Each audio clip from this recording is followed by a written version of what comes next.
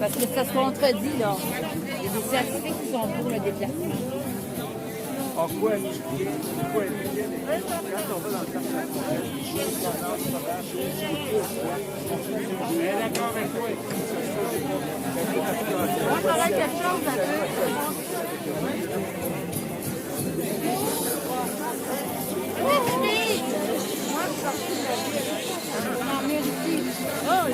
Pourquoi? Parce qu'on a découvert ça. Moi et mon conjoint. Alors, je suis nouvelle, moi, ici. Oh, je veux pas vous merveilleux! Elle vient de la ville, là.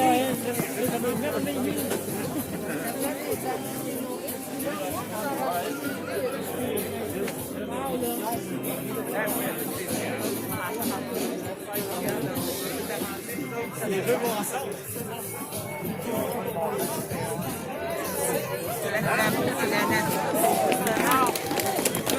Alors, les bulletins de vote pour me mettre à la mairie de Longueuil sont juste ici, au camion rouge.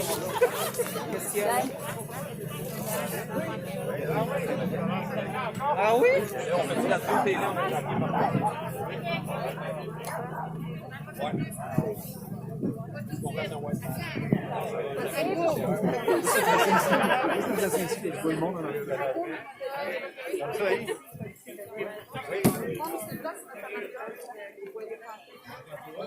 Bon, alors, pour fin d'article, tout d'abord, je demanderai de vous lever de convention. Éric Dussault, directeur général de Sauvetage Animal Rescue. Alors, tout d'abord, qu'est-ce qui vous pousse à venir ici aujourd'hui?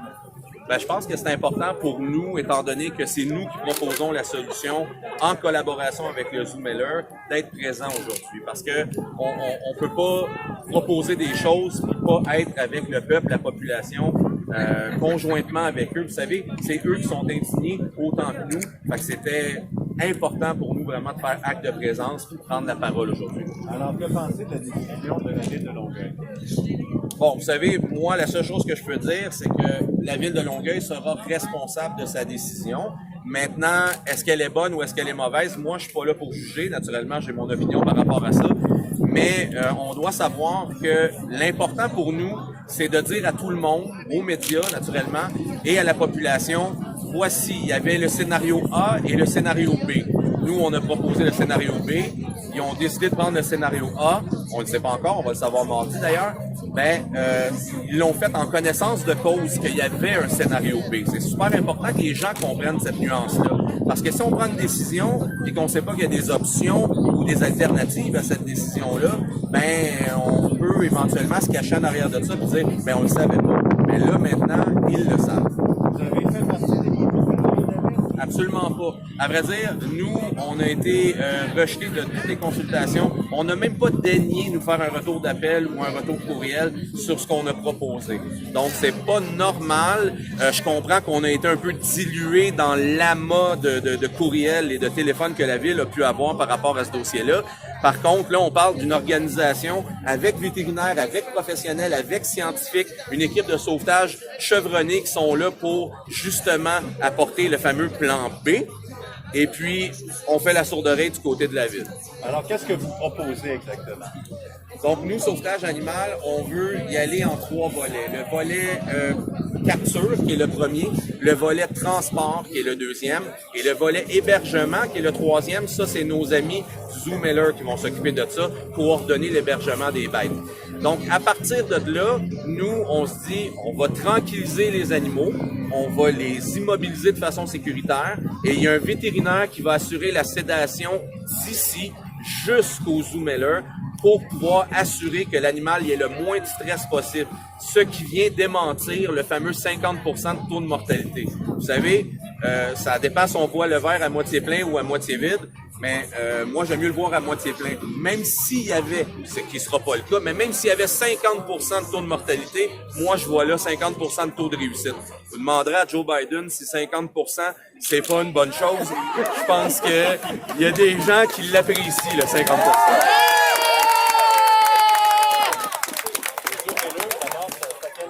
Dans quel genre d'environnement les bêtes vont évoluer à ce moment-là? Ben, naturellement, nous, ce qu'on propose, c'est de transporter les animaux dans un environnement contrôlé, à l'abri des maladies, et naturellement, le temps qu'on découvre si oui ou non ils sont malades, parce que vous savez, c'est une hypothèse qui avait été mise sur la table, ben, le temps de découvrir s'ils sont malades ou non, ben, ça va nous permettre, dans les semaines qui suivent leur arrivée au refuge, de prendre une décision à savoir est-ce qu'ils sont intégrés au cheptel déjà présent ou s'ils sont gardés en quarantaine le temps qu'ils soient traités ou toujours en quarantaine. Ça reste aux zoomeleurs de prendre ce genre de décision-là. Moi, ce que je sais, c'est que chacun des arguments de la ville, on peut les démentir en 3 secondes avec une preuve scientifique quelque part. Puis dans notre équipe, là, vous savez, on n'est pas des activistes fous. Nous, on a des vétérinaires, on a des pompiers, des policiers, des paramédics qui décident de donner leur temps pour sauver des animaux. C'est ça qui constitue mon équipe. Donc, c'est pas une bande d'écervelés là, qu'un matin, on décide de kidnapper des chevreuils dans un parc. Les bêtes là-bas, elles sont domestiquées d'une certaine façon, ou si elles évoluent dans un milieu quand même assez grand, parce que c'est quand même sauvage. Ben, c'est sûr que la solution idéale aurait été de les remettre en liberté, mais pour l'instant, on ne peut pas. Tant aussi longtemps qu'on ne sait pas si ces bêtes-là peuvent poser un problème pour l'écosystème où ils vont être déposés. À partir de là, vous savez, ici, les cerfs sont pas oui, sont en liberté, mais je vous dis, sont humanisés. Là. On ne sera pas d'accord. Tout le monde ici peut les approcher, les nourrir à la main. Donc, ça va être quoi la différence entre ici et là-bas? Je pose la question.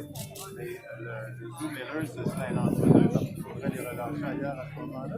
Non, le zoomeller est prêt à les accueillir sous forme de sanctuaire jusqu'au décès naturel de l'animal. Est-ce qu'il y a un point particulier que je n'aurais pas abordé avec vous, que vous aimeriez spécifier?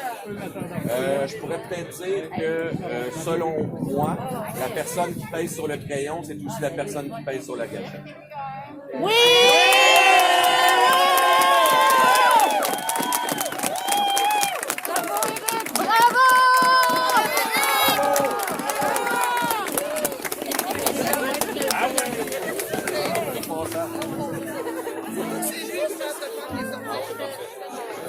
Je sais que je répète souvent les mêmes choses. Éric Toussaint. Je suis patrouilleur.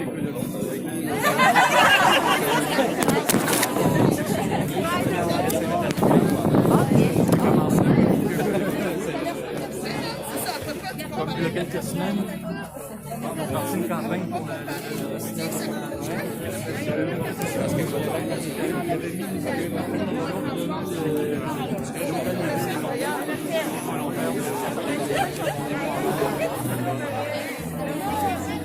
la planète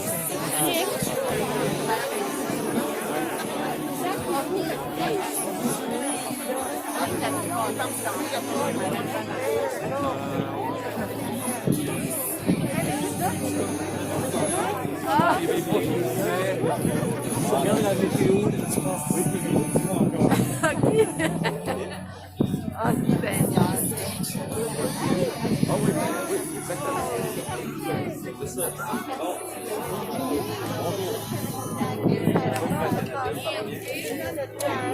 Ce que j'aurais dû faire, c'est enregistrer une cassette et